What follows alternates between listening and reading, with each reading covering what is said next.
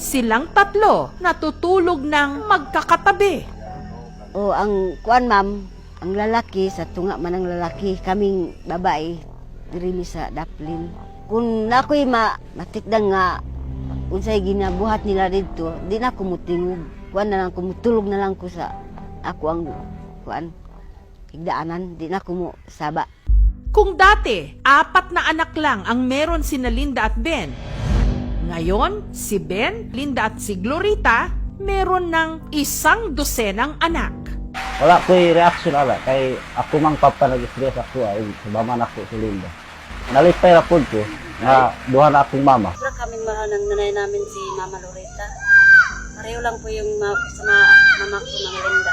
Parehong mama ko po siya, Mama Linda at Mama Loretta.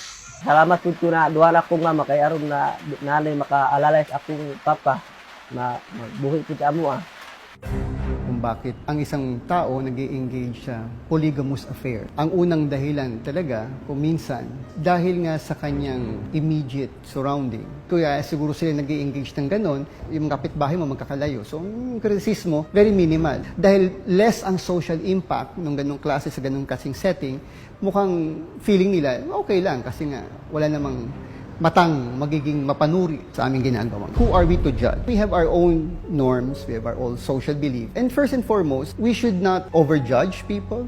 Kapag kayong dalawang parties hindi sila kinasal, no, pero nagkasama sa isang bahay at yung isa dun sa dalawang party na yon ay kasal na, no, maaaring pumasok dun sa tinatawag nating adultery or concubinage under the law. Pero exception kasi kapag partner nung kasal, no, yung mismo nagbigay ng consent na magsama pa sila ng isa pa. Pero ito yung mga bagay na kailangan patunayan sa korte. Simula raw nung nagkasakit si Ben, hindi pa nila ito napapatignan sa doktor. Hirap kasi sila sa buhay at nakatira sa tuktok pa man din ng bundok. Wala pa na ko kuan pa-check up kayo pa may kwarta na mo. Wala mi na ulaw ma'am kaya ang kuan man sa mo. Maulaw ko say kamay sa mga Kaya nitong Biyernes, sinamahan ng aming team si Ben para sa kauna-unahang pagkakataon mapatignan sa espesyalista. Dahil matarik at maputik ang daan, kinailangang isakay si Ben sa 4x4 pick-up at bumiyahe ng 1 oras para lang marating ang pinakamalapit na ospital.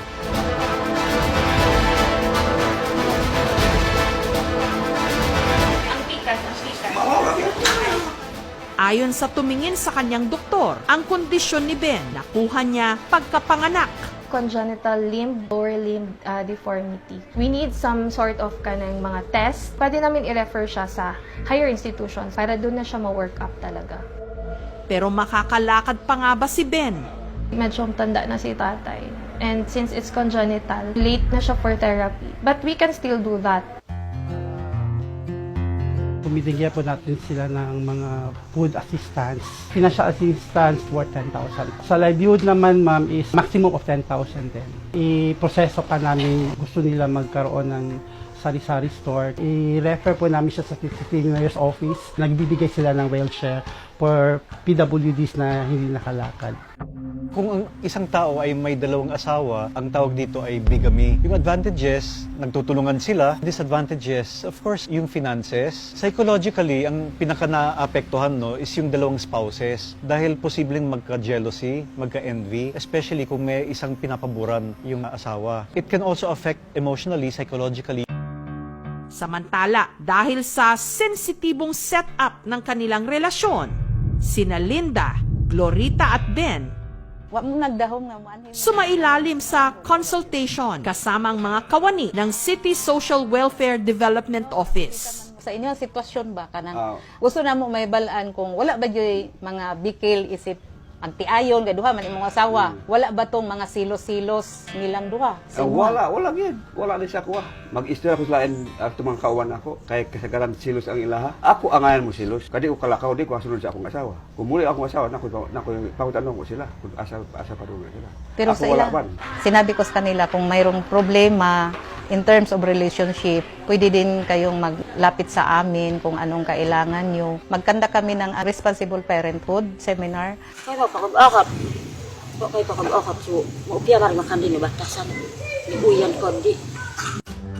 Tayo mga babae, dapat hindi kinukulong sa ganyang sitwasyon. Kailangan natin igalang yung karapatan ng bawat isang babae na siya din ay mabuhay ng maayos. Hindi lang para makakain, kundi emotionally and psychologically ay dapat ay malaya siya.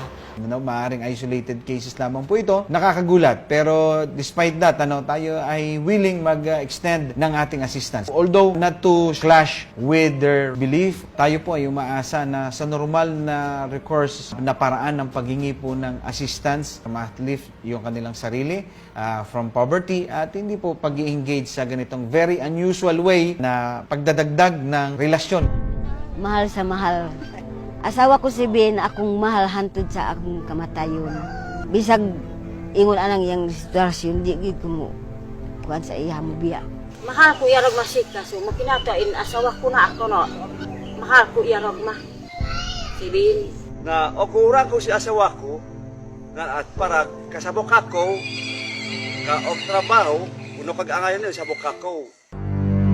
Ang mga nagmamahal, lahat daw kayang gawin at tiisin. Pati na panghuhusga ng iba. Pero sa kaso ni Linda, Glorita at Ben, ang higit nilang kailangan ngayon, pag-alalay at tulong.